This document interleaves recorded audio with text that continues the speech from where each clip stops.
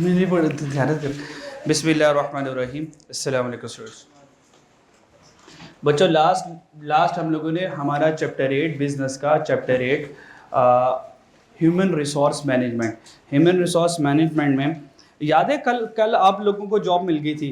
कल हमने आप लोगों की सिलेक्शन करवाई थी, फिर टेस्ट दिलवाया था, फिर इंटरव्यू भी करवाया था और आप इंटरव्यू में सुना पास हो गए थे और फिर आपको जॉब ऑफर लेटर भी आ गया था और आप लोगों ने सुना ना कर दी थी।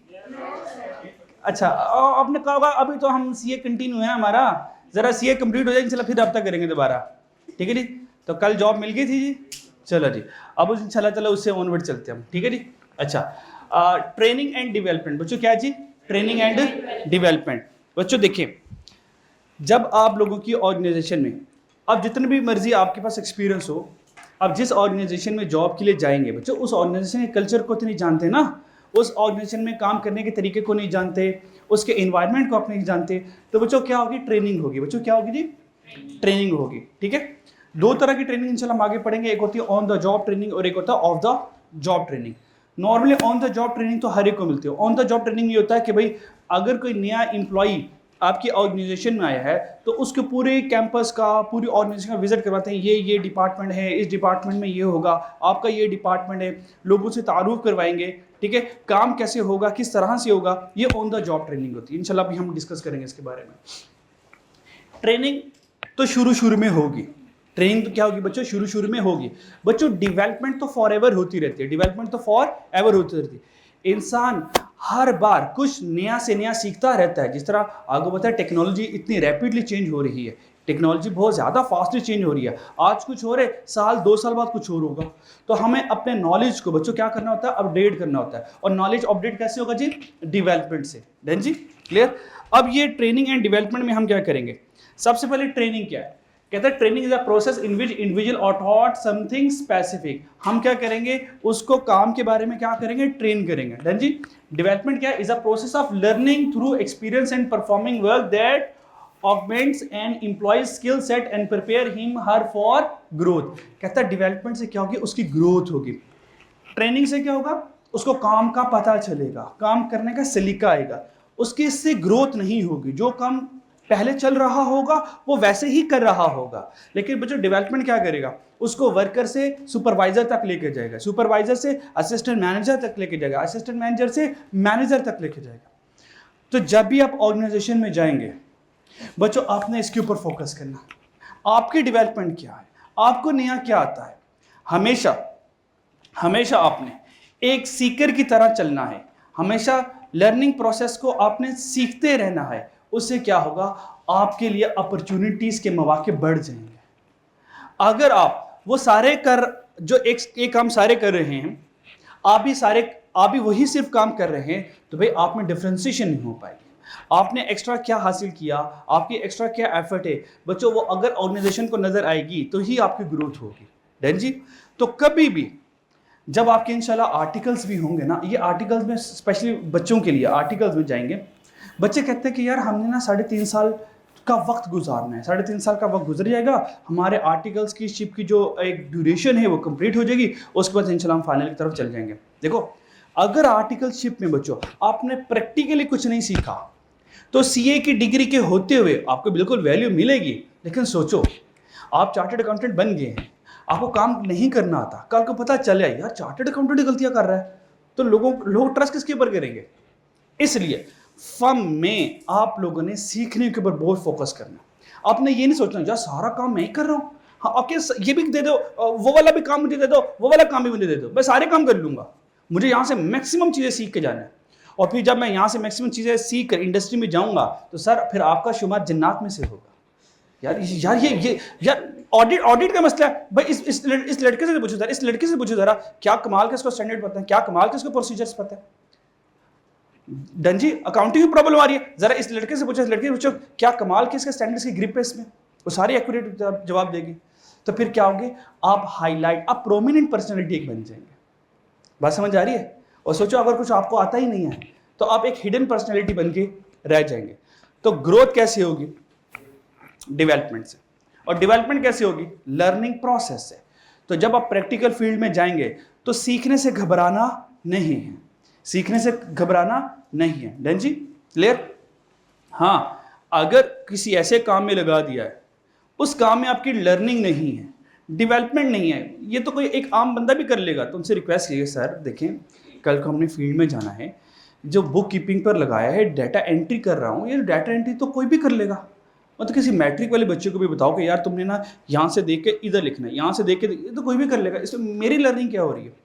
कुछ अर्सा काम कर ले डाटा एंट्री के ऊपर, 1 महीना 2 महीना 3 महीना, एक प्रोसेस देख लें कैसे चलता है। उसके बाद उनको कि भाई मुझे रोटेट करें ज़रा, मुझे किसी और के साथ जोड़े, मैं कुछ सीखूँ तो सही। यहाँ पे ऑडिट कैसे करना है, अकाउंटिंग फाइनेंशियल स्टेटमेंट रियल में ऑपरेट कैसे होती हैं, प्रिपेयर कैसे होती हैं, अकाउंटिंग सॉफ्टवेयर कैसे चलते हैं, बनते कैसे हैं। डन जी, अगर कोई गलतियाँ हो जाए उनको सही कैसे करते हैं, मुझे ये चीज़ें सीखनी है। मुझे किताबों में तो हम पढ़ रहे हैं करेक्शन ऑफ एरर पढ़ा है, तो यहाँ पे तो मैं करेक्शन ऑफ एरर करी, यहाँ पे बुक कीपिंग के ऊपर मुझे लगाया हुआ।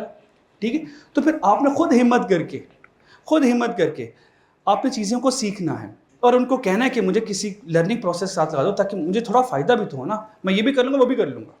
डन जी, तो ट्रेनिंग में खूब सीखिएगा। अच्छा जी, टूल्स ऑफ ट्रेनिंग। बच्चों हम ट्रेनिंग कैसे करवाएंगे? Number 1, formal training. बच्चों क्या जी? Formal training in training room environment. बच्चों फॉर्मल ट्रेनिंग क्या है? इन हाउस ट्रेनिंग होगी। बच्चों क्या होगी? इन हाउस ट्रेनिंग होगी। और क्या होगी? एक्सटर्नल ट्रेनिंग होगी।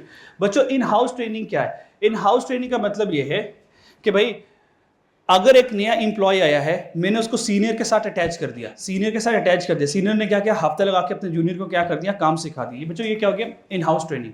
बच्चों एक्सटर्नल ट्रेनिंग क्या है? एक्सटर्नल ट्रेनिंग क्या है? फॉर एग्जाम्पल हमने अपनी पूरी लेबर टीम को इकट्ठा किया, एम्प्लॉयज को इकट्ठा किया, अलॉन्ग विद द मैनेजर से सबको इकट्ठा किया और हमने कहा कि हम आपकी एक ट्रेनिंग करवाएंगे। क्या करवाएंगे जी? हम आपकी एक ट्रेनिंग करवाएंगे। उस ट्रेनिंग से क्या होगा कि बाकी जो रिनाउंड ऑर्गेनाइजेशन है, जो मल्टीनेशनल कंपनीज है, वो अपने सिस्टम को कैसे चलाती हैं, उनका सिस्टम कैसे ऑपरेट होता है, नेस्ले वाले कैसे चलते हैं, ठीक है जी, हुंडई वाले कैसे चलते हैं जी, कहता है इसके बारे में हम आपको क्या करेंगे? गाइड करेंगे और उनकी स्ट्रैटेजीज बताएंगे ताकि क्या करें? आप कुछ ना कुछ नया सीखें। ठीक है, अगर उनको हम ट्रेनिंग नहीं देंगे तो क्या होगा बच्चों? वो पुराने ज़माने के जो तरीके चल रहे थे आज भी वही तरीके चल रहे होंगे, जबकि दुनिया में बहुत ज़्यादा एडवांस चीज़ें आ चुकी होती हैं। Computer based training. बच्चों अब सब कुछ मैनुअल नहीं होता, ईच एंड एवरीथिंग कंप्यूटराइज हो गई है, हम सब कुछ कंप्यूटर पर रहते हैं। तो भाई उनको कंप्यूटर ऑपरेट करना सिखाएंगे, सॉफ्टवेयर सिखाएंगे, एआई का यूज़ सिखाएंगे। ठीक है, ट्रेनिंग इन वर्क प्लेस। बच्चों ट्रेनिंग इन वर्क प्लेस जो है ये इन हाउस ट्रेनिंग जैसे ही है। बच्चों training in workplace is a method of developing individual as well as method of training. Workplace training focus on technical और practical skill, whereas workplace development help the individual gain experience and develop personal skills. कहता है training in work place का मतलब क्या है? मिसाल के तौर पर एक बंदा आया, वो कह रहा है मोबाइल रिपेयरिंग शॉप है, वो मोबाइल रिपेयरिंग शॉप पर मोबाइल क्या करना, रिपेयर करना मोबाइल रिपेयरिंग सीखने के लिए आया। तो हम क्या करेंगे? स्टेप बाय स्टेप उसको मोबाइल रिपेयरिंग सिखाएंगे। एक बंदा ऑटोमोबाइल इंडस्ट्री में गाड़ियों की ट्यूनिंग सीखने आया है, उनकी रिपेयरिंग सीखने आया है और गाड़ियों के बारे में सीखने आया है, तो क्या करेंगे? हम उसको सिखाएंगे। एक बंदा है वो टेलर के पास आया है, वो स्टिचिंग सीखना चाहता है, तो हम उसको प्रोसेस करके सिखाएंगे। डन। इंडक्शन है क्या? जैसा कि आप लोग जब कैफ क्वालिफाइड कर जाएंगे तो आपकी इंडक्शन होगी फर्म में। फर्म क्या करेंगे? आपको इंडक्ट करेंगे एज अ ट्रेनिंग। तो ट्रेनिंग के तौर पर क्या करेंगे? आपकी क्या करेंगे? ट्रेनिंग करेंगे। शुरू में आपको लगेगा वो मैनेजर कह रहे होंगे, आपके सीनियर कह रहे होंगे चल भाई फोटो कॉपी करा कर लेकर आ, चल जी ये फाइल उठा के उधर ले जा, ये फाइल उठा के उधर। आप यार मैं तो सारे पेपर पास करके आया हूँ, तो ये मेरे से काम क्या करवाइए? तो ऑफिस बॉय वाले, ऑफिस गर्ल वाले मेरे से काम करवा रहे हैं, फाइलें उधर पहुँचा दे, ये फाइल उठा के उस मैनेजर को दे आ, ये चाय मेरे लिए ले आ। आपके मतलब कर क्या रहा हूँ? तो बच्चों आपने करते रहना है, आप लोगों ने करते रहना है, क्योंकि आप वहाँ पर don't consider yourself as a superior one, क्योंकि वो भी चार्टर्ड अकाउंटेंट ही है। वो भी क्या है जी? चार्टर्ड अकाउंटेंट है। तो अब बाकी में हो सकता है सुपीरियर हो, लेकिन चार्टर्ड अकाउंटेंट के आगे आप लोग सुपीरियर नहीं है। तो इसका मतलब अगर आपके साथ ये बिहेवियर हो रहा है तो बच्चों उनके साथ भी तो यही हुआ होगा ना, उनके साथ भी यही होगा। तो सास भी कभी बहू थी। ठीक है जी, ठीक है जी, सही है जी। तो जब आप बड़े हो जाएंगे आप भी अपने दुनिया से कहेंगे ओए ओ निक्के इधर आ, निक्के तो खाने कहेंगे भाई वो पानी तो लेके आइएगा जरा, भाई वो चाय तो ले, भाई वो फाइल तो पकड़ाइएगा जरा, तो फिर वो भी बेचारे आपकी ऐसी बात मानेगा। कल्चर ऐसा है, कल्चर ऐसा है। अल्लाह करे कल्चर बदल जाए, बेहतर हो जाए, हम जूनियर को प्रॉपर सीखने की नीयत से बनाएं, सीखने की नीयत से उनको समझाएं। पर समटाइम ऐसा भी होता है ऑर्गेनाइजेशन में, कुछ लोग जानबूझ के जल्दी सिखाते भी नहीं हैं। ये जितना जल्दी सीखेगा उतना जल्दी भाग जाएगा, तो स्लो स्लो स्लो स्लो सिखाते हैं, स्लो स्लो सिखाते हैं। डन जी, जो जैसे कि आम अगर आप बाइक्स की दुकान पे जाएं, बाइक्स ट्यूनिंग की, रिपेयरिंग की जहाँ पे जाएं, वहाँ पे एक छोटा होता है, उस छोटे काम क्या होगा, सिर्फ उसने बाइक से नट खोलने हैं, उसके बाद साथ के चल हूं तू हट जा, अब आगे मैं सारा राज की सारे काम मैं खुद करूंगा, कि छोटा सीख ही ना ले। डन, बड़े स्लो स्लो प्रोसीजर से सिखाते हैं। लेकिन हमने पेशेंस के साथ काम सीखना है, क्योंकि काम सीखेंगे तो हमारी वैल्यू होगी। Same with the case organization में होता है। लेकिन कुछ ऑर्गेनाइजेशन माशाल्लाह बड़ी अच्छी होती हैं, वो अपने ट्रेनिंग का वाकई में रियल में ख्याल भी रखती है, उनको प्रॉपर सिखाती है, उनको हर काम में साथ साथ इन्वॉल्व करती है, ताकि वो जो मकसद लेकर आए उसका मकसद पूरा हो जाए। पांचों उंगली एक जैसी नहीं होती, ठीक है जी। अच्छा जी, इंडक्शन डन, समझ लगे। तो यहाँ पे आप एज अ ट्रेनी होंगे, यहाँ पे एज एन आप इंडक्शन में आप यहाँ पे एज क्या होंगे, ट्रेनी होंगे, एज एन एम्प्लॉय नहीं होंगे। डन जी, तो इसलिए ट्रेनिंग को सैलरी वेजेस नहीं मिलती, ट्रेनिंग को ट्रेनिंग के बदले में सिर्फ स्टाइपेंड दिया जाता है, यानी कि ठीक है अब हमें कुछ ना कुछ फ़ायदा दे रहे हैं, लेकिन बदले में हम सिखा रहे हैं। अच्छा, रियल वर्ल्ड में क्या होता है? रियल वर्ल्ड में जब आप किसी से कोई काम सीखते हैं, बदले में वो आपको पैसे नहीं देता, अगर देता है तो बहुत कम देता है, लेकिन खैर हम तो उसको पैसे नहीं देते कि भाई आप मुझे सिखा रहे हैं। मिसाल के तौर पर मैंने मोबाइल रिपेयरिंग सीखनी है, मुझे क्या सीखनी है, मोबाइल, या मैं इलेक्ट्रॉनिक्स कार्स का सिस्टम सीखना चाहता हूं, तो किसी ऑटोमोबाइल इंडस्ट्री में जाऊंगा, वहां पे क्या करूंगा, गाड़ी में सिस्टम सीखूंगा, तो मैं सारा दिन काम करूंगा। वो हो सकता है सिर्फ मुझे खाना दे दें, हो सकता है सिर्फ दिन के मुझे 500 रुपये या 100 रुपया दे दें, बस, इससे ज़्यादा मुझे पे नहीं करेंगे, क्योंकि मैं उनका एम्प्लॉय नहीं हूँ, मैं चीज़ें सीखने आया हूँ। समटाइम ऐसा होता है, ठीक है। तो हाँ, अगर मैं एम्प्लॉय बन गया परमानेंट बेसिस पर, तो फिर ठीक है, जो मेरे एम्प्लॉय के रूल्स हैं, जो एम्प्लॉयमेंट लॉज हैं, वो फिर सारे पूरे होंगे। फिर जो मिनिमम वेज बनती है वो फिर मैं मिनिमम वेज लूंगा उनसे। Then on the job training में आपको बता दिया। ऑन द जॉब ट्रेनिंग ये है कि जैसे ही कोई न्यू एम्प्लॉय आएगा, हम कहेंगे उसकी सारी ऑर्गेनाइजेशन का विजिट करवाएंगे, और सारी इंडस्ट्रीज़ का, ये यहाँ पे मशीनें लगी हैं, या फॉर एग्जांपल अगर हमारी गारमेंट इंडस्ट्री, हम कहेंगे भाई यहाँ पर क्या होता है, कटिंग होती है, ये कटिंग का सारा सेटअप है, यहाँ पे हम क्या करते हैं, स्टिचिंग करते हैं, यहाँ पे फिनिशिंग करते हैं, तो सारा उसको विजिट करवाएंगे। और आप मान लो मार्केटिंग वाले हो, तो भाई आपने फिनिश गुड को कैसे करना है, मार्केटिंग करना है, तो हम इसलिए IT वालों से भी मुलाकात करवा देंगे, एडवर्टीजमेंट वालों से भी मुलाकात करवा देंगे, फंड मैनेजर से भी मुलाकात करवा देंगे कि कितना एडवर्टीजमेंट के आपको फंड चाहिए होगा, ठीक है। हम सारी क्या करेंगे, अपनी ऑर्गेनाइजेशन का इंट्रोडक्शन उसको देंगे, ये कहते हैं ऑन द जॉब ट्रेनिंग। बात समझ आ रही है? इसकी एग्जाम्पल, चलो छोटे लेवल पे छोटी सी एग्जाम्पल ले लो। इसकी एग्जाम्पल ये कि मान लो आपके घर में काम करने वाली आई, कोई मेड आई। अब मेड को क्या करती हो, उसको सारा इंट्रोडक्शन करवाते हो कि भाई ये रूम है, ये किचन है, ये यहाँ से ये सफाई करनी है, सारा इंट्रोडक्शन देते हो अपने घर का, गाइड करते हो कि तुमने ये काम करने हैं। ये उसकी ऑन द जॉब ट्रेनिंग हो रही है। क्या हो रही है जी? ऑन द जॉब ट्रेनिंग हो रही है। तो इस ऑन द जॉब ट्रेनिंग में वो क्या करती है, सारे के सारे जो उसने टास्क परफॉर्म करने होते हैं, वो परफॉर्म जो है वो जान देती है। अच्छा, मुझे यहाँ से स्टार्ट करना, ये सारे मुझे काम करने हैं, और फिर इसके बाद मेरा काम खत्म हो जाएगा। बच्चों, ये कौन सी ट्रेनिंग होगी? On the job training. मेरी बात समझ लगी है? अच्छा जी, नेक्स्ट जी। अच्छा, और बच्चों ये बाकी पढ़ लोगे ना, फिर ओरिएंटेशन, कोचिंग, मेंटोरिंग पढ़ लोगे ना? अच्छा जी, इनमें कोई मसला है तो मुझसे पूछ लीजिएगा। बच्चों, ऑफ द जॉब ट्रेनिंग क्या है? बच्चों, ऑफ द जॉब ट्रेनिंग क्या है? बच्चों, ऑफ द जॉब ट्रेनिंग का मतलब होता है, अच्छा, ऑन द जॉब ट्रेनिंग में ना एक ये भी चीज़ आ जाती है। मिसाल के तौर पर मैं एक ट्रेनी हूँ, मैंने काम करना स्टार्ट किया, या मैंने अभी ऑर्गेनाइजेशन में आया, तो बच्चों मुझे कोई काम परफॉर्म नहीं हो रहा, मुझे समझ नहीं आ रही, तो मैं क्या करूँगा भाई, मैनेजर को पूछूंगा, मैनेजर को बुलाऊंगा, तो मैनेजर क्या करेगा, मुझे गाइड कर देगा। ये भी क्या जी? ऑन द जॉब ट्रेनिंग है। यानी कि विद इन द प्रेमिसेस आपको जो भी सिखाया जा रहा है, ये कौन सी ट्रेनिंग होगी? On the job. यानी कि इंटरनली ऑर्गेनाइजेशन के अंदर रहते हुए आप जो कुछ सीखेंगे वो ऑन द जॉब ट्रेनिंग है।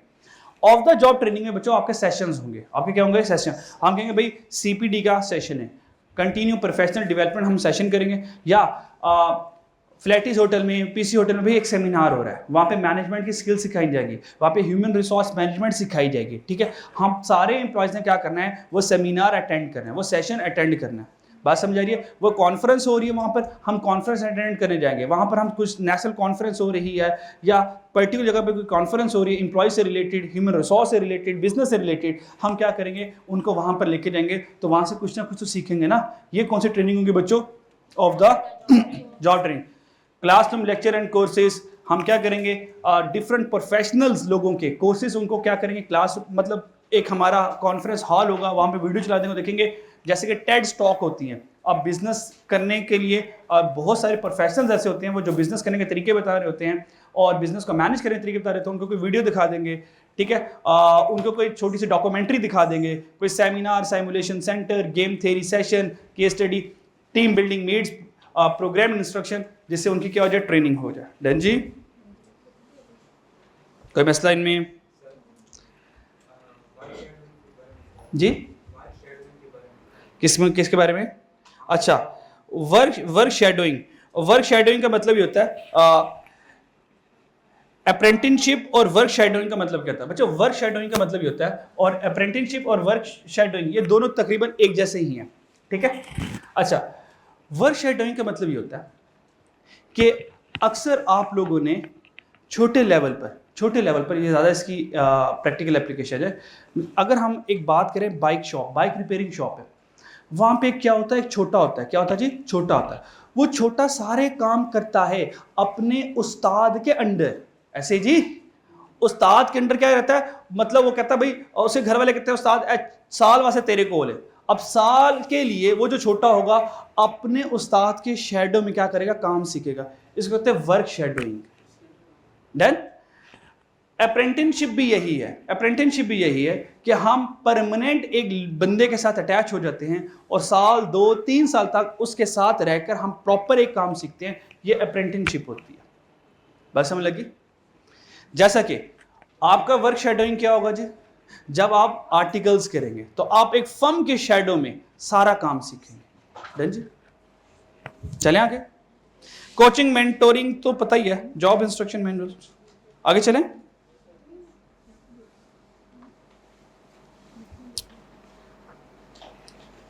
चलिए, गेम थ्योरी सेशन में जो प्रॉब्लम सॉल्विंग सेशंस होते हैं जी, साइमुलेशन सेंटर्स में क्या होता है, मुख्तलिफ लोग आए होते हैं, मिलकर मुख्तलिफ ऑर्गेनाइजेशन के लोग आए होते हैं, मिलजुल कर फिर हम सारी कंबाइंड डिस्कशन करते हैं, तो कुछ हम सीख लेते हैं, कुछ हम उनको सिखा देते हैं। डन जी? टूल्स ऑफ डेवलपमेंट बच्चों, tools of development improve skills. Development क्या करेगा, स्किल्स को, नॉलेज को, एबिलिटीज को क्या करेगा, इंप्रूव करेगा इंडिविजुअल की थ्रू रियल वर्क एक्सपीरियंस। हम प्रैक्टिकल सिचुएशन पे उसको डालेंगे ताकि उनकी डेवलपमेंट हो। जैसा कि आपको पता है जो आर्मी ऑफिसर्स की ट्रेनिंग होती है, वो किताबों में ट्रेनिंग नहीं इतनी करते हैं, वो प्रैक्टिकली ट्रेनिंग करते हैं, ठीक है। उनके बाद ट्रेनिंग का हिस्सा ये होता है कि फिर वो आर्टिफिशियल क्या करते हैं, आपस में जंग भी लड़ते हैं। डन जी? 2 टीमें बन जाती हैं जी, एक टेररिस्ट की और एक चीफ फोर्सेस की। तो वो क्या करते हैं, दोनों क्या करते हैं, आपस में आर्टिफिशियल क्या करते हैं, जंग लड़ते हैं, ताकि देखें कि कौन जीत रहा है। तो ये बच्चों डेवलपमेंट कैसी होगी, अगर हम उनको रियल वर्क सिचुएशन में इन्वॉल्व करेंगे, रियल दुनिया में क्या हो रहा है, अगर वो ये सीखेंगे तो ये उनकी डेवलपमेंट होगी। बच्चों किताबों से पढ़ लेना तो आपकी स्किल इंप्रूव होगी, आपका नॉलेज इंप्रूव होगा, डेवलपमेंट नहीं होगी। मेरी बात समझ आ रही? मैं आपको स्विमिंग के तरीके कितने ही सिखा दूं, आपको बता दूं कि स्विमिंग ऐसे करनी है, आपके नॉलेज में एक आपको 1 by 1 स्टेप आता होगा, लेकिन जब आपको मैं समुद्र में डुबाऊंगा, सर सारे के सारे स्किल नॉलेज उग गया फिर। डन जी? तो फिर आपने क्या करना है, आपने उन स्किल नॉलेज को वहां पे यूज करना है, अप्लाई करना है, फिर आपको रियल आएगा। उनका ये जो सीखा वो तो सही था, लेकिन यहाँ पे प्लस ये करेंगे तो फिर आगे सही सर्वाइव होगा हमारा। असल लर्निंग कब होती है, जब इंसान प्रैक्टिकली चीज़ों को डेमोन्स्ट्रेट करता है, प्रैक्टिकली चीज़ों को देखता है। मेरी बात समझ आ रही है जी? तो किताबों की दुनिया और है, और जो रियल वर्ल्ड है बच्चों वो कुछ और है। रियल वर्ल्ड अलग है। किताबों की दुनिया बड़ी शरीफाना जिंदगी है, बड़ी मासूम सी जिंदगी है, बड़ी खूबसूरत जिंदगी है। देन जो रियल वर्ल्ड है वो किताबों से बड़ा अलग है। सोना नहीं है, सोने के लिए इंशाल्लाह हम सारा पढ़ाई करने के बाद इंशाल्लाह प्रोग्राम बनाएंगे। अभी जागते रहना, जाग रहे हो ना, मीठी नींद आ रही है, मेरी दादी अम्मा जैसी आवाज लग रही होगी आपको, सर आप कितनी अच्छी लोरी देते हैं सर, आप छोड़े बिजनेस को सर, आप लोरी प्रोग्राम सुनाएं सर, हम आपको इंशाल्लाह ताला कॉन्ट्रैक्ट देंगे सर, वो बच्चे सोते ही नहीं है सर, आपने सिर्फ 5 मिनट उनको बिजनेस का लेक्चर देना है बस, फिर देखिए बच्चे कैसे जबरदस्त किस्म के सो गए। वैसे अगर मेरा ये वाला कारोबार भी चल जाए तो फिर मैं ज़्यादा मशहूर हो सकता हूँ ना, टीचिंग से ज़्यादा पैसे तो उधर आ जाएंगे, बड़े मसले है ना। तो आस्ता आस्ता इंशाल्लाह हम काउंसलिंग शुरू कर देंगे जी, काउंसलिंग में इंशाल्लाह हम बिजनेस पढ़ाना स्टार्ट करें और बचेंगे। ठीक है जी, हाँ अच्छा जी, अच्छा आगे चलते हैं जी। बच्चों जाग रहे हो ना, बच्चों जाग रहे हो ना बच्चों, पक्की बात बच्चों, जाग जाओ बच्चों, जाग जाओ। अच्छा जी, हाँ अच्छा बच्चों, एम्प्लॉय रिटेंशन, बच्चों देखिए कल को आपने जॉब करनी है ना बच्चों, कल को आपको जॉब करनी है ना, और अल्लाह ना करे आपका आपको निकालने का प्रोग्राम बन रहा है, तो आप रिटेन होने का प्रोग्राम बनाएंगे बच्चों जॉब में रिटेन रहना है ना। अच्छा एक और बात, एक बच्चे ने मुझसे कल पूछा, सर आपने तो ये कहा था कि भाई बिजनेस करना है, बिजनेस ज्यादा प्रेफरेबल है, और बच्चों बिजनेस ही करना है, तो फिर अगर आप बिजनेस हमने करना है तो सर फिर हम जॉब क्यों करें, फिर हम जॉब के लिए हम क्यों अप्लाई करें, जॉब क्यों करें।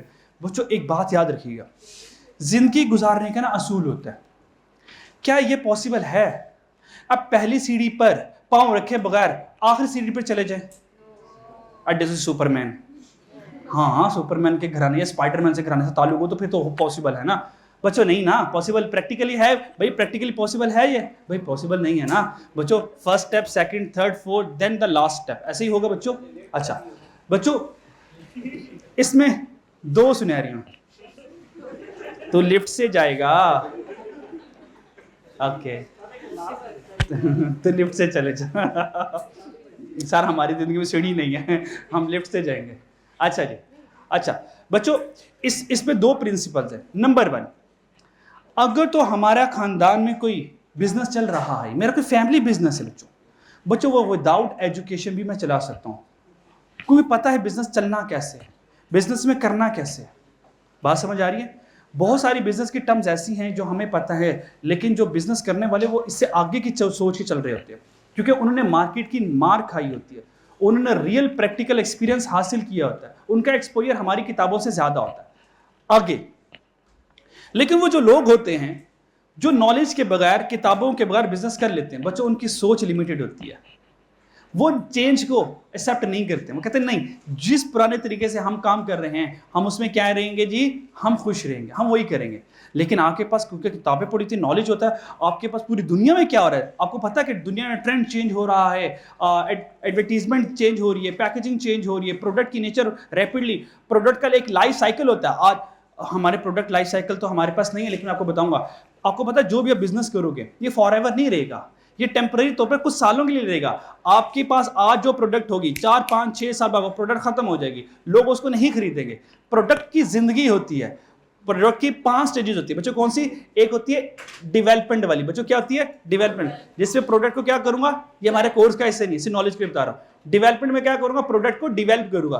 फिर इंट्रोडक्शन, इंट्रोडक्शन में उस प्रोडक्ट को मार्केट में लेकर आऊंगा बच्चों, क्या करूंगा, मार्केट में लेकर आऊंगा। और मैंने बताया था कि जब हम प्रोडक्ट को मार्केट में लेकर आते हैं तो बच्चों प्राइस पेनिट्रेशन यूज करते हैं। क्या करते हैं जी, प्राइस पेनिट्रेशन। बच्चों प्राइस पेनिट्रेशन क्या है, charging low price at the initial stage, ताकि कस्टमर लोग हमें जान सके, हमारी प्रोडक्ट को खरीदे। बच्चों बात समझ आ रही है।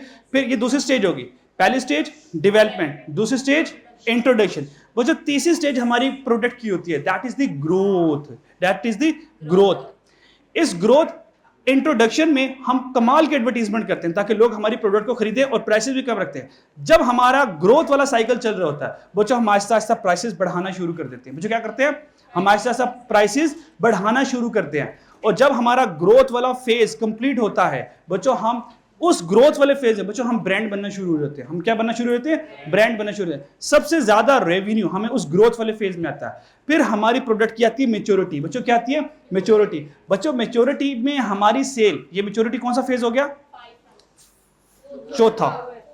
In development, introduction, growth, maturity, चौथा फेज मेच्योरिटी है। इसमें हमारी सेल क्या हो जाएगी बच्चों, आज उसकी इंक्रीज होने की पेस कम हो जाएगी, यानी कि लोग अब हमसे आस्ता आस्ता उकताना शुरू हो जाएंगे। इस फेज में मुझे क्या चाहिए, अगर मैं अपने ग्रोथ फेज को एक्सटेंड करना चाहता हूं, मुझे पैकेजिंग बदलनी चाहिए। मुझे प्रोडक्ट में बिल्कुल इनोवेशन लेकर आनी चाहिए, प्रोडक्ट को बदल देना चाहिए, मार्केट को बदल देना चाहिए। टाउन ए में तो टाउन बी में चीजें बेचना शुरू कर दूं, वो लोग तो नहीं मुझे जानते, सिटी ए से सिटी बी में चले जाऊं, डन। और 5वीं स्टेज आती है डिक्लाइनिंग फेज। अब जब डिक्लाइनिंग फेज आता है, अब हम क्या करते हैं, अच्छा ग्रोथ में हम प्राइस स्कीमिंग यूज करते हैं, हाई प्राइसेस, मेच्योरिटी में प्राइसेस कम कर देते हैं, और डिक्लाइनिंग में हम ऑफर लगाना शुरू कर देते हैं ताकि लोग हमारी प्रोडक्ट को खरीदें।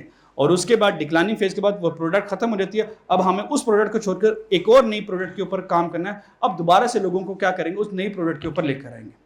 ये अगर आप ये देख लें, यही तो करते हैं, ये सारा सिस्टम यही तो चलता है। आप देखते हैं ना सर्फ एक्सेल वाले, एरियल वाले क्या करते हैं, कभी व्हाइट इंग्रेडिएंट्स होते हैं, कभी ब्लू की पावर। भाई ब्लू की पावर कहां से, सितारों से लेकर आए हो, मतलब blue power from the stars, हम उसकी पावर लेकर आए। इंशाल्लाह आप कपड़े देखे कैसे चमचमाते स्टार्स की तरह, भाई ब्लू पावर जा गई। फिर कुछ अरसे बाद, साल दो साल ब्लू होगा, फिर ग्रीन की पावर जा गई, सुभान अल्लाह, ग्रीन की पावर जा गई फ्रॉम द ग्रास, पता नहीं कहां से। फिर रेड आ जाएगा ना, फिर जी बस फिर चारकोल बीच में आ जाएगा। क्यों? ताकि लोग हमें छोड़ के ना जाएं, लोग कहेंगे अच्छा कुछ नया आया है, लेट्स ट्राई इट, तो ठीक है, उनकी सेल हो जाएगी। डन जी। अच्छा हम कहां से कहां चले गए, वापस टू द पॉइंट, कहां पे थे हम वैसे, कहां पे थे हम? ये थे कि एम्प्लॉय को रिटेन कर ले, एम्प्लॉय को रिटेन कर ले। बच्चों सोना नहीं है, बच्चों सोना नहीं है। हाँ यार बिजनेस पढ़ाना कितना मुश्किल है ना। हाँ नहीं सोना नहीं, सोना नहीं है बच्चों, सोना नहीं है, सोना नहीं है, सोना नहीं है बच्चों। हाँ नींद आ रही है बच्चों, हम फिर खड़े हो जाते हैं, फिर खड़े हो जाते हैं। नहीं दो पेज रह गए, बच्चे कह रहे 2 पेज रह गए सर, आनंद फानंद उड़ते उड़ते जाएं जरा। अच्छा जी बच्चों, एम्प्लॉय रिटेंशन, एम्प्लॉय रिटेंशन का मतलब क्या है, लोग हमें छोड़कर ना जाए। लोग क्यों ना हमें छोड़ के जाए, लोग क्यों ना हमें छोड़ के जाए। और अगर लोग हमें छोड़ के जा रहे हैं, उसकी रीजन क्या है, उसकी रीजन ये है हम लोगों को उनका हक नहीं दे रहे, हम लोगों को उनका हक नहीं दे रहे, हम एक बेटर इन्वायरमेंट उनको नहीं दे रहे।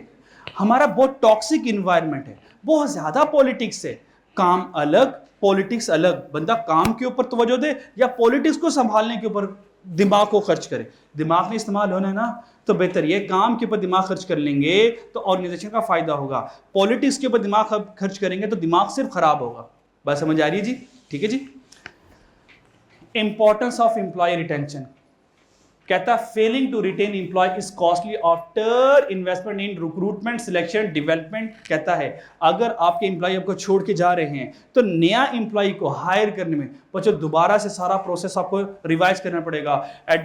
जॉब डिस्क्रिप्शन, जॉब स्पेसिफिकेशन, फिर एडवर्टीजमेंट, फिर सिलेक्शन, फिर रिक्रूटमेंट। जी कहता है दूसरा, अगर एम्प्लॉय रिटेन नहीं होता, इनसिक्योर को वर्कर, वो कह रहा आज तुम जा रहे हो, टेंशन नॉट, कल को तुम्हारा भाई भी यहाँ से जाएगा, डन जी, परसों वो भी जाएगा, तरसों वो भी जाएगा, आज से आहिस्ता टीम ब्रेक हो जाएगी पूरी। जिस टीम के ऊपर पूरा एम्पायर खड़ा किया था, आहिस्ता आहिस्ता अगर वहाँ के लोग निकलते गए तो एक वक्त आता है उसका डाउनफॉल स्टार्ट हो जाता है और फिर वो ऑर्गेनाइजेशन ख़त्म हो जाती है। इंक्रीज्ड वर्कलोड, बच्चों जब लोग हमें छोड़ के जाएंगे, जो पीछे रह जाएंगे बच्चों, उनके ऊपर वर्कलोड बढ़ जाएगा। अब वो एक बंदा बेचारा 2-2 बंदों का काम कर रहा होगा।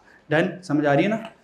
Need for additional recruiting, hiring and training, तो हमें न्यू लोगों को हायर करना पड़ेगा। डन जी बच्चों। अच्छा बच्चों, उसका एम्प्लॉय रिटेंशन के बेनिफिट क्या है? Positive for both organization and the employee. Employee भी मोटिवेट रहेगा, ठीक है यार ऑर्गेनाइजेशन हमें बोनसेस दे रहा है, हमें अच्छा वर्क इन्वायरमेंट दे रहा है, हमारी मेडिकल की फैसिलिटीज़ की और हमारी जो वैसे ज़रूरियात हैं उनका ख्याल रख रहा है। डन जी।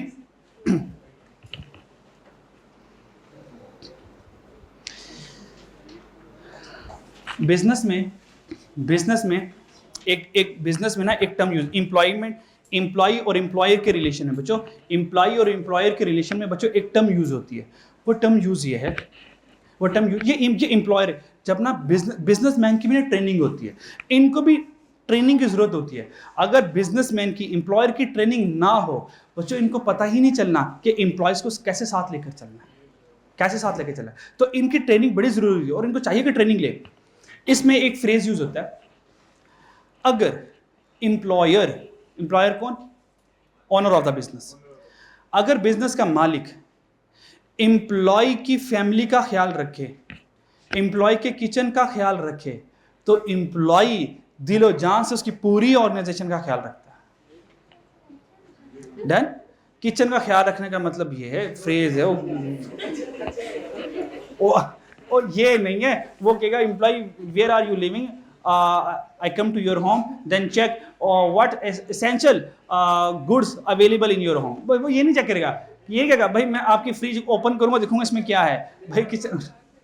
इसका मतलब ये है कि उसको जितने उसके पैसे बनते हैं उससे ज़्यादा दे ताकि उसका किचन डिस्टर्ब ना हो, ताकि उसका किचन डिस्टर्ब ना हो, ताकि जितना भी उसका किचन एक्सपेंस है वो पूरा होता रहे।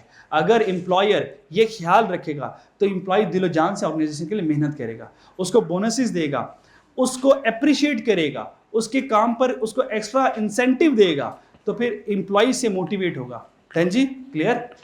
अच्छा जी, एम्प्लॉय टर्नओवर। लो जी, एम्प्लॉय टर्नओवर मतलब एम्प्लॉय ऑर्गेनाइजेशन छोड़ के जा रहे हैं, अभी जा रहे हैं, गया नहीं है, तूने तो भेज ही दिया, ठीक है नहीं। एम्प्लॉय टर्नओवर का मतलब क्या है? एम्प्लॉय जा रहे हैं। अच्छा बच्चा, इसमें दो रीजन है। Number 1, occur when employee leave voluntarily और डिसमिस्ड, कहता है या तो एम्प्लॉय खुद चल जाएगा या तो उसको निकाल दिया जाएगा। आपको पता है बाहर के मुल्क में एम्प्लॉयमेंट मिलना मुश्किल है, लेकिन अगर जॉब मिल गई बाहर के मुल्क में, यूएसए में, कनाडा में, यूके में, जर्मनी में, एम्प्लॉयमेंट मिलना मुश्किल है, और अगर मिल जाए तो निकालना उससे ज़्यादा मुश्किल है। आप नहीं निकाल सकते, और कभी भी आप अपने एम्प्लॉय को फायर नहीं कर सकते, डिसमिस नहीं कर सकते। अगर वो करेंगे तो वो केस करेंगे और आपको इतनी हैवी पेनल्टी पड़ेगी कि आप वो पेनल्टी में अच्छा खासा लॉस कर बैठेंगे।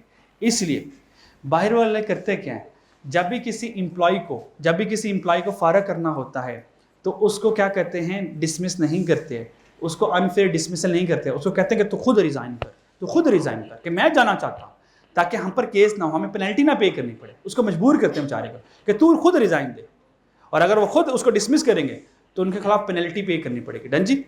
पाकिस्तान में खैर कहते हैं कि बस ठीक है, अपने सुबह से नहीं आना, बस खत्म खाना, इसी तरह कुछ नहीं होता। हाँ डन जी। हाँ जी, कौन है? बाहर के मुल्क वो नहीं देते हैं, वो कहते हैं ठीक है, अगर आप चाहते हो कि हम वॉलंटरली रिजाइन दें तो फिर हमें इतनी कंपनसेशन दो, हमें इतने लाख रुपए दो, फिर डन जी, फिर हम खुद रिजाइन देंगे। कहते हैं वरना हम नहीं देंगे, और फिर पेनल्टी से कई गुना ज़्यादा होती है, तो फिर ऐसे सेटलमेंट करते हैं फिर वो। डन जी। जहाँ पर ऐसा नहीं, यहाँ पर कहते हैं ठीक है अब कल से ना, तो अल्लाह कोई पेनल्टी नहीं। डन जी। अच्छा बच्चों, लीड्स टू लॉस्ट प्रोडक्टिविटी, लोग जाएंगे तो प्रोडक्टिविटी कम हो जाएगी, दोबारा रिक्रूटमेंट कॉस्ट बढ़ेगी, ट्रेनिंग डेवलपमेंट खर्चे बढ़ेंगे, socialization cost for new hires. बच्चों न्यू हायरिंग की हमें दोबारा से कॉस्ट बेयर करनी पड़ेगी, तो नुकसान वाली बात है ना, कि लोग हमें छोड़ के जा रहे हैं। तो वैसे भी हाँ बच्चों, हम माशरे में डीफेम हो जाएंगे ना, यार ये वो ऑर्गेनाइजेशन है जहाँ पे एक बंदा साल भी टिक के काम नहीं कर सकता, इतना पॉइजन इनका इन्वायरमेंट है, टॉक्सिक इन्वायरमेंट है। बात समझ आ रही है? ये काम कम करवाते हैं, उनको बेचारों का मेंटली रिटार्ड ज्यादा करते हैं। है जी, तो मेंटली बंदा सिक हो जाता है। तो ऐसा काम बच्चों याद रखिएगा, ऐसा काम जिसमें आप खुश नहीं हैं वो काम नहीं करना, वरना पूरी जिंदगी बीमार रहेंगे। हाँ जी, पढ़ाई वाला काम, और पढ़ाई वाला काम तो है ही फजूल तरीन काम है ना बच्चों। ये फजूल काम जो है बच्चों, जो मजबूरी है हमें करना है। बच्चों देखो बच्चों, मैं बताता हूँ, सबसे फजूल काम स्टूडेंट की जिंदगी में पढ़ाई वाला काम होता है। इसके अलावा तो कोई काम ही नहीं होता, एक ही काम होता है, वो भी फजूल तरीन होता है उसकी जिंदगी में। देन उसके बच्चे स्टूडेंट के ऊपर कोई जिम्मेदारी नहीं होती बच्चों, ना घर वाले डालते हैं बच्चों, ना हुकूमत डालती है, ना मुआशरा डालता है बच्चों। लॉ भी ये कहता है बच्चों, इकोनॉमिक्स भी ये कहती है, जो स्टूडेंट्स ये लेबर भी नहीं है हमारे बच्चों, आप तो लेबर में भी नहीं आते। डन जी, मतलब आपको इतना फ्री हैंड दिया हुआ है। मेरी बात समझ आ रही है? और एक और बात, पढ़ाई अच्छी लगे बच्चों या ना लगे बच्चों, आपके बड़ों ने भी की है, बच्चों आप भी करेंगे बच्चों, आपके आने वाले भी करेंगे, तो अच्छी लगे या ना लगे हमें इस दलदल से गुजरना ही है। डन जी। रो के गुजरेंगे तो भी सही है, थोड़ा सा मुस्कुरा कर गुजर जाएंगे, टाइम अच्छा गुजर जाएगा। गुजरना तो है ही है, हमारे पास कोई ऑप्शन नहीं है। या तो अब्बा दादा के पास हमारी इंडस्ट्रियां हैं जी, वो संभाल लेते फिर जी, जिसके पास है फिर वो फिर निकले यहाँ से फिर, ठीक है जी, इंडस्ट्रियल संभालें जी, ठीक है। आगे जी, नेचर ऑफ टर्नओवर बच्चों, सम टर्नओवर इज इनएविटेबल। कहता कुछ टर्नओवर ऐसी होती है जो इनएविटेबल होती है, ना चाहते हुए भी हम उनको रोक नहीं सकते। मिसाल के तौर पर बंदा रिटायर हो गया, तो बच्चों रिटायर हो गया तो आप उसको कहीं ये तो नहीं कहते भाई तुम रुक जाओ, वो रिटायर हो गया, बच्चों जन्नत में चला गया, तो अब तो नहीं वो जॉब कर सकते, वो जन्नत में चले गया माशाल्लाह, तो उसके लिए मगफरत करेंगे, ठीक है जी, ठीक है जी, उसकी प्रमोशन होगी तो वो उस जॉब से आगे चलेगा, डन जी। ये इनएविटेबल्स है, डन जी। अगर यहाँ से एमसीक्यूज अच्छा संभाल लेंगे जी, अच्छा, यानी कि यहाँ से हमने ये बात सीखी कि सारी की सारी टर्नओवर को नहीं रोका जा सकता, कुछ ऐसी टर्नओवर है जो इनएविटेबल है, हर हाल में होंगी होंगी, बात समझ आ रही है। जैसे कि आप लोगों की जिंदगी में फेसबुक इंस्टाग्राम यूज करना इनएविटेबल है, डन जी, ये कभी रोक नहीं सकते, हम रोक सकते हैं, जबरदस्त, अच्छी बात है, अच्छी बात है। कल मुझे एक स्टूडेंट का मैसेज आया व्हाट्सएप पर, मैंने एक वीडियो थी वो सेंड की, तो स्टूडेंट ने मुझे कहा सर फेसबुक तो मेरा है ही नहीं है। मैंने कहा माशाल्लाह फिर आप जन्नती हो आप तो फिर। हाँ आपका नहीं, आप लोगों का इंस्टाग्राम जो होगा, इंस्टाग्राम भी नहीं है, फेसबुक भी नहीं है, ओ यार माशाल्लाह, इस दौर में भी वलीउल्लाह है माशाल्लाह, हमें यकीन नहीं था। टिकटॉक भी नहीं, जिसके पास स्नैपचैट टिकटॉक इंस्टाग्राम फेसबुक नहीं है वो तो कमाल का, माशाल्लाह माशाल्लाह। अच्छा अब वापिस आ जाओ, और ना जे हेलो बच्चों वापिस आ जाओ, वापिस आ जाओ, वापिस आ जाओ। अच्छा जी, अपनी अपनी दुकानें खोल के ना बैठें, जो मेरी दुकान खुली हुई है यहाँ से तो पहले चीजें खरीद लें, ठीक है। अच्छा अच्छा अच्छा, अभी बहुत टाइम पड़ा, अभी साढ़े, हाँ तो बस ये खत्म कर लेते हैं।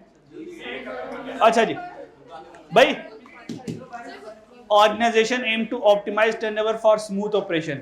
भाई ऑर्गेनाइजेशन अगर चाहती है कि टर्नओवर खत्म हो जाए तो अपना सिस्टम को बेहतर कर ले, डन जी। स्ट्रेटेजी टू रिड्यूस टर्नओवर, बच्चों टर्नओवर कैसे रिड्यूस होगा? नंबर 1 जॉब एनरिचमेंट, बच्चों उनकी जॉब क्या कर दो, एक्साइटेड कर दो उनको, उनके लिए उसके अंदर मोटिवेशन हो, उनके लिए आसानी कर दो, ठीक है। ग्रेटर जॉब फ्लेक्सिबिलिटी, उनको टाइम बाउंड ना करो, उनको उनके मुताबिक काम कर दो, उनके ऊपर प्रेशर ना रखो। इंप्रूव एम्प्लॉय बेनिफिट, एम्प्लॉय के बेनिफिट इंप्रूव कर दो, और उनसे रीजन पूछो, यार आपको क्या मसला है, आप क्यों हमारी ऑर्गेनाइजेशन छोड़ के जा रहे हो, उनसे बात तो करो और उनको रिटेन करने की कोशिश करो। व्हाई एम्प्लॉय लीव्स, की फैक्टर, एम्प्लॉय क्यों नहीं छोड़ना चाहते हैं? पुअर रिलेशनशिप विद सुपरवाइजर, आपका सुपरवाइजर हमेशा सड़ा रहता है, हमेशा सड़ा रहता है, वो उसने कभी सीधे मुंह से आपसे बात नहीं बात कर रहा तो फिर ठीक है, फिर अल्लाह हाफिज, फिर डन जी। कब तक मैं बर्दाश्त करूँगा? एक बार हो गया, 2 बार हो गया, मैं भी इंसान हूँ, मैं कौन सा एलियन की मखलूक से आया हूँ यहाँ पे। आई एम चैलेंजिंग मोनोटनस और रिपीटेड टास्क, कहता है एक बोरिंग काम कर रहा हूँ, कोई एक्साइटमेंट ही नहीं है मेरी जिंदगी में, ठीक है, रोबोट बन के मैं रह गया हूँ। फाइनेंशियल कंसर्न्स, पैसे कम मिल रहे हैं। Personal family issue, ending of fix term contract, आपका कॉन्ट्रैक्ट खत्म हो गया। Financial instability of the organization, पता है आज कल परसों मेरी ऑर्गेनाइजेशन डूब जानी है तो पहले ही मैं निकलता हूं यहां से। Lack of flexible work hour, वो कहते हैं 5 बजे तक काम करेंगे लेकिन कभी 6, 7, 8 भी बजा देते होते हैं। एम्प्लॉय रिटेंशन स्ट्रेटेजी, बस खत्म, ये देखें ना, ये देखें ना, बस ये, अच्छा 5 मिनट के अंदर खत्म हो जाएगा। अच्छा ओनली 5 मिनट, हाँ ओनली 5 मिनट, उसके बाद बस 5 मिनट, 5 मिनट से ऊपर नहीं, 5 मिनट बच्चों प्लीज, ये खत्म हो गया। अच्छा जल्दी 4x की स्पीड से, 4x 1, 4x 2, 4x 3, अच्छा मैक्सिमम 3 बच्चा 3 मिनट। अच्छा एम्प्लॉय रिटेंशन स्ट्रेटेजीज में बच्चों मैं सिर्फ बुलेट्स के ऊपर बात करूंगा। एम्प्लॉय रिटेंशन स्ट्रेटेजीज में हम एम्प्लॉय को कैसे रिटेन कर सकते हैं? A well defined career path, बच्चों बताएंगे उनको, आज तुम यहां से स्टार्ट करोगे, 5 साल बाद जहां पे पहुंचोगे, 10 साल बाद तुम यहां पे पहुंच जाओगे, उसको अपनी ग्रोथ नजर आएगी तो वो रुक जाएगा। कंपनसेशन में हम उनको वेजेस देंगे। बच्चों कुछ ऑर्गेनाइजेशन वेजेस तनख्वाहें देती हैं लेकिन इतनी लेट देती हैं बेचारों को, हम कहेंगे हम आपको 5 तारीख से पहले तनख्वाह दे देंगे, बोनस भी दे देंगे, इकोनॉमिक बेनिफिट भी मिलेगा, लॉन्ग टर्म इंसेंटिव में आपका कोई प्रोविडेंट फंड होगा, कोई कंट्रीब्यूशन प्लान होगा और आपकी मेडिकल और हेल्थ इंश्योरेंस भी होगी। हेलो बच्चों, होगी ना? पोस्ट रिटायरमेंट बेनिफिट भी होगा। अब आप जब रिटायर हो जाएंगे हम आपको 50 लाख रुपए भी देंगे। मिसलिनियस कंपनसेशन, ठीक है, साइकोलॉजिकल काउंसलिंग, लीगल एड वगैरह, कहते हैं हम आपको ये भी प्रोवाइड करेंगे, यानी कि आपकी पूरी जिंदगी की जिम्मेदारी तकरीबन हम उठा लेंगे। वर्क रिलेशनशिप, और हम कहेंगे टेंशन ना लो, लड़ाई झगड़े होते हैं भाई, हम पॉजिटिव रिलेशनशिप, आपका सुपरवाइजर, हम सुपरवाइजर कहेंगे भाई इंसान का बच्चा बन जा, धनी तेरी वजह से ऑर्गेनाइजेशन छोड़ के जा रहे हैं, अगर वो नहीं बनेगा हम सुपरवाइजर को बदल देंगे, आप लोग यही रहे। Job and work life, job कहता है जॉब एंड वर्क लाइफ, उसने कहा यही नहीं, हम आपको खोते बना के काम नहीं करवाएंगे, ना ना ना ना ना, जॉब कर लिया, काम कर लिया, घर जाएंगे, अब घर जाके आपने कोई ऑफिस का काम नहीं करना, आपकी जॉब में और आपकी जिंदगी में बैलेंस होगा। डन जी, हम आपको जिम प्रोवाइड करेंगे जहां पे आप एक्सरसाइज कर सकते हैं, हम आपको स्पोर्ट्स एक्टिविटीज प्रोवाइड करेंगे, हम आपको टूर पे ले जाएंगे। डन जी, हाँ होता है। जब आप इंडस्ट्रीज में जाएंगे ना, अभी फार्मास्यूटिकल है, एक फार्मास्यूटिकल है, वो तकरीबन अपने 400 एम्प्लॉयज के लेके उनकी जब भी एनुअल एक मीटिंग होती है, वो एनुअल मीटिंग करते हैं मुल्क से बाहर, हाँ वो मुल्क से बाहर करते हैं। तो 400 बंदों को लेकर जाना मुल्क से बाहर आसान काम नहीं होता, करोड़ों का खर्चा आता है, एक्सपेंस आता है। फिर उन एम्प्लॉयज ने फिर ये कहा सर जो हमने बाहर के मुल्क, फॉर एग्जांपल मलेशिया जाना है या थाईलैंड जाना है, तो इससे अच्छा ना ऐसे करें हमें उम्रा करवा दें। तो उन्होंने कहा ठीक है यार, उम्रा करने से वो सारे निकल गए माशाल्लाह। देन ऐसे होती है जी, मीटिंग के लिए नहीं बच्चों, अब मीटिंग सारा दिन थोड़ी चलनी है, मीटिंग 1-2 घंटे होंगी ना, बाकी उनका 10 दिन का स्टे होता है। उम्रा करने के बाद किसी होटल में मीटिंग कर लेंगे ना, कॉन्फ्रेंस रूम में मीटिंग कर लेंगे, मतलब उन्होंने वो 10 दिन का स्टे होगा, उनका 10 डेज का स्टे होता है वहां। उन्होंने मीटिंग भी करनी है, उम्रा भी कर लेंगे, मीटिंग भी कर लेंगे। बाहर के मुल्क तो जाना था ना उन्हें, या मलेशिया जाएंगे, वहां पर क्या सवाब मिलेगा जाके, मीटिंग खेलेंगे, याशी प्रोग्राम कराएंगे जाके वहां पे, चलो उम्रा कर लेंगे, कुछ नेकियां इकट्ठी हो जाएंगी, मीटिंग भी हो गई, उम्रा भी हो गया, है ना। हाँ आगे जी, भाई जॉब अगर सिक्योरिटी मिल जाए तो एम्प्लॉय रिटेन रहता है, एम्प्लॉय को डर ना हो कि यार ना आज नहीं कल मैं निकल जाऊंगा, भाई उसको सिक्योरिटी प्रोवाइड करें, टेंशन ना लो, हम मरेंगे तो तुम हमारे साथ जाओगे। धन जी, मतलब तुम हमारे साथ नहीं जाओगे, तुम मतलब फिर जब तक हम हैं तुम भी हो, मतलब कहने का मतलब यही है। जॉब डिजाइन एंड रिटेंशन बच्चों, अच्छा जॉब डिजाइन एंड रिटेंशन में जिस एम्प्लॉय की जो स्किल होगी हम उसको वो वाली जॉब देंगे। वर्क लाइफ बैलेंस, हम जिंदगी में और जॉब में एक बैलेंस लेकर आएंगे। डन जी, काम के वक्त काम, देन आराम, नहीं काम नहीं। ऑर्गेनाइजेशनल एनवायरनमेंट, अगर ऑर्गेनाइजेशन का एनवायरनमेंट फ्रेंडली होगा, स्पोर्टिंग होगा, तो लोग क्या करेंगे, रुक जाएंगे। रिकग्निशन एंड फीडबैक, हम कहेंगे हाँ भाई कौन एम्प्लॉय बेहतर काम करता है उसको बुलाकर लेकर आए, भाई ये लो आपको हम बाइक गिफ्ट करते हैं, क्या करते हैं जी, बाइक गिफ्ट करते हैं, आपको उम्रे का टिकट गिफ्ट करते हैं, भाई आपको हम गाड़ी देंगे, आप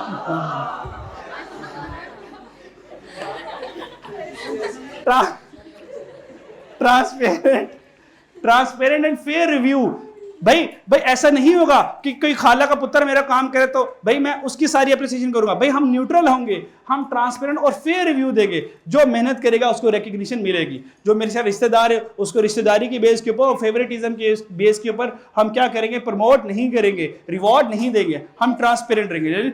सारे कॉलेज जी इक्वल है। और उसके बाद जी मोटिवेशन, बच्चों कौन सी मोटिवेशन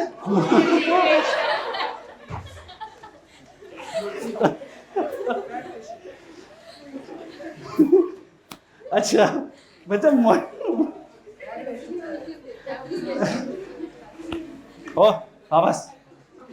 वापस आ जाओ बच्चा, हम एम्प्लॉय को मोटिवेट करेंगे। डन जी, अच्छा जी बच्चे, जॉब सेटिस्फैक्शन के जरिए, इंगेजमेंट के जरिए और लॉयल्टी के जरिए, भाई आप हमारे लॉयल पर्सन, आप हमारे साथ रहेंगे, ठीक है, आपको हम प्रॉफिट से भी शेयर दे देंगे। डन जी, अब हमें छोड़ कर ना जाना, ठीक है जी। अच्छा कहता है motivated employees are more likely to stay committed to the organization, फिर वो ऑर्गेनाइजेशन के साथ कमिटेड रहते हैं, परफॉर्म हायर लेवल, वो अच्छा परफॉर्म करते हैं, मेहनत करते हैं, रिड्यूस टर्नओवर, और हमारा एम्प्लॉय टर्नओवर क्या रहता है, कम रहता है। वेज मोटिवेशन इनहेंस रिटेंशन, बच्चों फॉस्टर पॉजिटिव वर्क एनवायरनमेंट, अगर एम्प्लॉय मोटिवेट होगा, टीम वर्क होगा, काम बेहतर होगा। इंकरेजेस करियर पाथ, उनके करियर ग्रोथ उनको नजर आ रही होगी। प्रिवेंट बर्न आउट, बच्चों क्या होगा, वो साजिशें नहीं करेंगे और नेशन के खिलाफ बातें नहीं करेंगे। ग्रेप वाइन्स नहीं, ग्रेप वाइन्स कहते हैं कि इनफॉर्मल डिस्कशन होती है और वहां पे बैठ के क्या होती है, ऑर्गेनाइजेशन की बुराइयां होती हैं। डन जी। रिकग्निशन एंड रिवॉर्ड मिलेगा अगर मोटिवेट इंप्लॉइज होंगे, अपॉर्चुनिटीज फॉर डेवलपमेंट होगी और लाइफ में बैलेंस होगा। आउटकम क्या, motivated employees are more engage, productive और likely to remain long term हमारे साथ।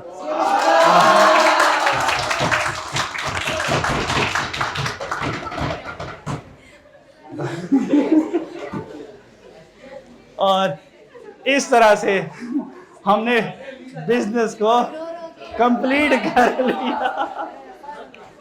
जैसे मां नहीं होती, मेरे बच्चा खा ले खाना, खा ले खाना, खा ले इसे बिजनेस कंप्लीट कर। अच्छा जी, भाई बस 2 मिनट, बस 2 मिनट भाई, बैठ जाए सारे। ओए हेलो बच्चों, बस 2 मिनट की हदायत, बस फिर खत्म। बच्चों सिर्फ 2 मिनट, 2 मिनट, इससे ज्यादा नहीं। बच्चों अल्हम्दुलिल्लाह हमारा हो गया कोर्स कंप्लीट। डन जी। अब हमारे कुछ चैप्टर्स के रह गए एमसीक्यूज। वह एमसीक्यूज की क्लास में डिस्कशन अगर होगी वेल एंड गुड, अगर नहीं भी होगी तो मैं आपको एमसीक्यूज की वीडियोस बनाकर अपलोड कर दूंगा, आप वो लोग देख लीजिए। दोनों ऑप्शंस अवेलेबल होंगी। ऑनलाइन वाले सुन लें, अगर उनको क्लास वाली रिकॉर्डिंग नहीं भी मिलेगी तो उनको ऑनलाइन रिकॉर्डिंग मिली जाएगी, जिससे वो अपने एमसीक्यूज कवर कर लेंगे। बच्चों दूसरी बात ये सुनने वाली है, बच्चों आप लोगों ने सारा सेशन पढ़ लिया, इकोनॉमिक्स पढ़ ली, बिजनेस का पोर्शन पढ़ लिया। बच्चों अब आप जब एग्जाम देंगे ना बच्चों, ये सबसे क्रूशियल बात है। अब जरा इसको गौर से सुनना है। बच्चों ढेरों एग्जांपल्स मेरे पास है, ढेरों एग्जांपल्स मेरे पास है। अगर आप बहुत से एग्जाम, अगर आपकी तैयारी अच्छी है, अगर आप पेपर सही से मैनेज ना कर पाए बच्चों, अच्छी तैयारी होते हुए भी पेपर रह जाता है। और अगर हमारी तैयारी प्रिपरेशन थोड़ी सी कमजोर है और अगर हम पेपर को वेल मैनेज कर गए बच्चों, फिर भी पेपर पास हो जाता है। डन। अब मैं आपको पेपर को मैनेज करने की तरतीब बताऊंगा, पेपर को मैनेज करने का तरीका बताऊंगा।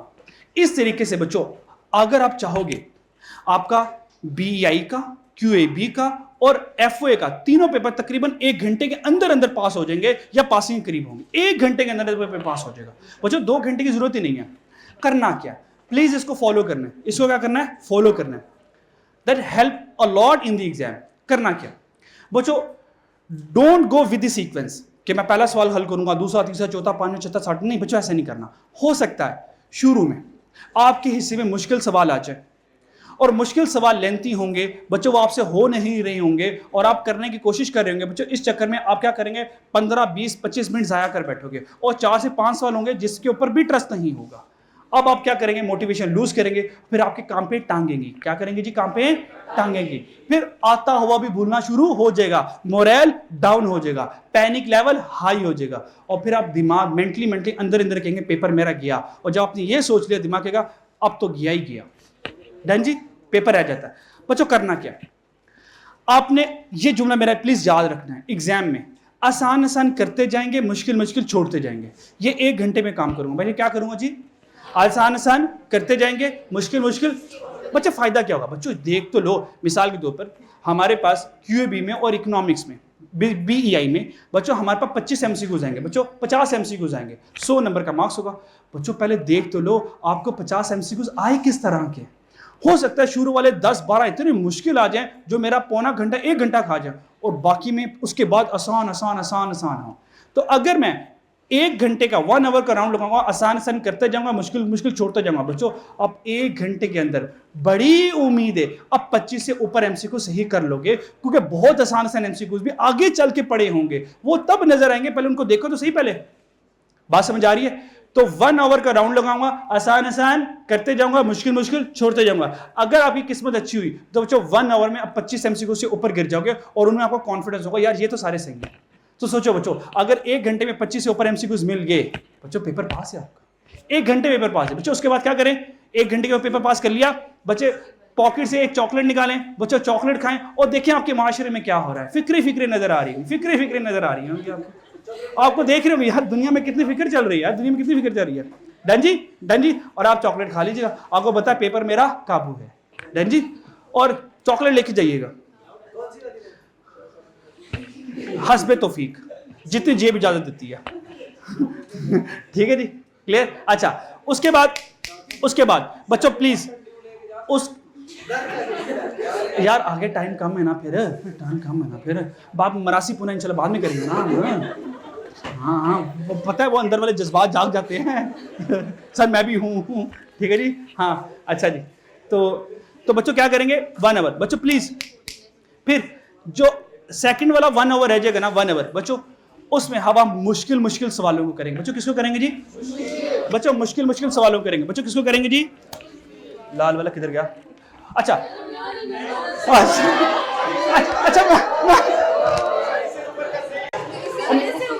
मेरे ओए बच्चों ये रेज हो जाता है, क्या हो गया ये?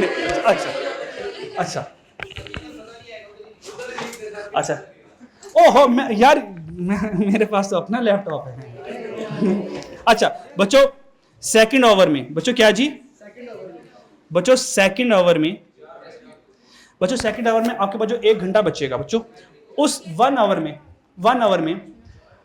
बच्चों 1 आवर में आप लोगों ने मुश्किल करते जाना है। अब जो मुश्किल सवाल मान लो एक 5th सवाल है, ये मुश्किल है, इसको दोबारा क्या मेरे पल्ले नहीं पड़ा बच्चों, इसकी ना कोई 4 ऑप्शन में एक ऑप्शन तुक्का लगा दीजिएगा और इसको ना फ्लैग कर दिया। जैसे ये फ्लैग होगा ना बच्चों, यहाँ पे ये लाल कलर का आपको ट्राइंगल नजर आ जाएगा, ये ट्राइंगल नजर आ जाएगा जन।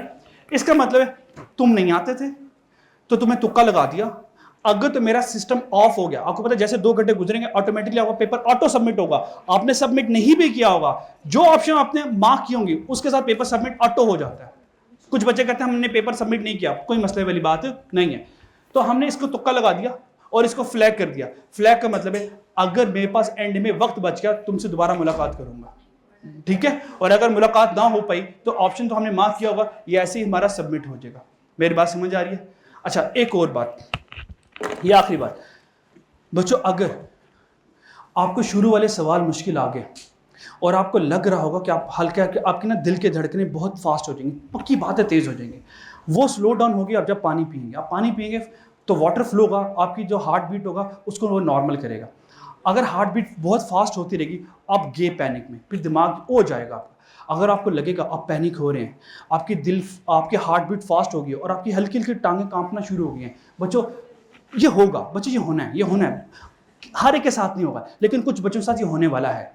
तो क्या करेंगे बच्चों, वो पानी पिएंगे और प्लीज ये मेरी बात रिक्वेस्ट है, 2-3 मिनट के लिए वो सब छोड़ देंगे। वो 2-3 मिनट के लिए आंखें बंद कर लेंगे, चेयर के साथ चुपचाप टेक लगा लेंगे या हेड ऑन करके 2-3 मिनट गुजारेंगे। वो गुजारना नहीं आएगा, अब बच जाओगे। अगर आप ये करोगे कि मेरा वक्त जाया हो रहा है, मुझे कुछ करना चाहिए बच्चों, अब ये वक्त जाया करोगे आप, क्योंकि अब काम ही नहीं है, आपका ज़हन स्टेबल नहीं है, आपका माइंड का लेवल ही नहीं है, आपका माइंड का लेवल ओ गया हुआ है, पैनिक कर रहे हो आप लोग। तो बच्चों 2-3 मिनट ड्रॉप करना है एवरीथिंग को, रिलैक्स करें, टेक लगाएं, पानी पिएं और 2-3 मिनट कुछ ना करें, भाड़ में जाए पेपर, 2-3 मिनट अपने आप को संभाल लो। उसके बाद जो आप एनर्जी गेन करोगे और आपका जो दिमाग साथ दे सर, आप लुट मचा दोगे। डन? नहीं सो नहीं जा सकते ना, इतने प्रेशर, मतलब मैदान में जंग हो रही हो, मैं कहूँ नहीं मुझे बहुत नींद आई है। बच्चे तो पेपर से पहले सोते ही नहीं है। और एक और बात, जब आपका एग्जाम मॉर्निंग में एग्जाम होगा बच्चों, प्लीज कम से कम 4 घंटे की नींद लेकर जाएंगे। 4 घंटे बच्चों, ऐसा नहीं करना पूरी रात पढ़कर जाऊंगा और फिर पढ़ता ही रहूंगा, फिर सुबह डायरेक्ट मैं एग्जाम में जाऊंगा। दिमाग है बच्चों, मशीन नहीं है, मशीनें भी इतनी हीटअप होकर खराब हो जाती है तो दिमाग भी खराब हो जाएगा, वो सोचेगा नहीं बेचारा। तो प्लीज एग्जाम से पहले 3 से 4 घंटे सो के जाना, ताकि सो के उठे तो आप रिफ्रेश हो जाएं बच्चों, आपका दिमाग रीस्टार्ट हो जाए, फिर अच्छा सोचेगा। बात समझ नहीं होता बच्चों, नहीं होता, इतने आप गजनी, भरोसा तो रखे यार अपने। यार मेरे देखे आप इतने कुछ नेगेटिव लोग हो ना, मतलब मेरे साथ बुरा क्यों होगा भाई, अच्छा भी तो हो सकता है। फिक्र कर पैदा, 8-10 घंटे कौन सो के जाएगा बच्चों, बात समझ लगी। और बच्चों प्लीज बच्चों, आखिरी बात, इस सारी ड्यूरेशन बच्चों अपनी नमाजों का ख्याल रखिएगा बच्चों। क्या रखिएगा अपनी बच्चों, हम मेहनत करेंगे, अल्लाह से दुआ करेंगे, इंशाअल्लाह ताला हम जो रिजल्ट सोच रहे हैं हमारी एक्सपेक्टेशन के अकॉर्डिंग रिजल्ट है बच्चों। नमाजों का पूरा एहतमाम कीजिएगा, अल्लाह से दुआएं कीजिएगा, या अल्लाह जो मैं पढ़ रहा हूँ या अल्लाह मेरा पेपर पास हो जाए। अम्मा अब्बा से दुआएं करवाइएगा, माँ बाप की दुआएं डायरेक्ट लगती हैं, उस्तादों से दुआएं कीजिएगा। मैं आपके लिए हर नमाज में इंशाअल्लाह ताला दुआ करूंगा आपका पेपर पास हो जाए। डन जी, अपना बहुत ख्याल रखिएगा जी, बहुत ज़्यादा मुझे दुआ में याद रखिएगा। इंशाल्लाह मैं भी आप लोगों को दुआ में याद रखूँगा, और अल्लाह ने चाहे इंशाल्लाह ताला आपका सारा पीआरसी का जो एग्जाम्स होंगे इंशाल्लाह वेल इनफ होंगे, और आपके सारे पीआरसी के इंशाल्लाह ताला पेपर आपके पास हो जाएंगे। ठीक है जी, अल्लाह हाफिज़।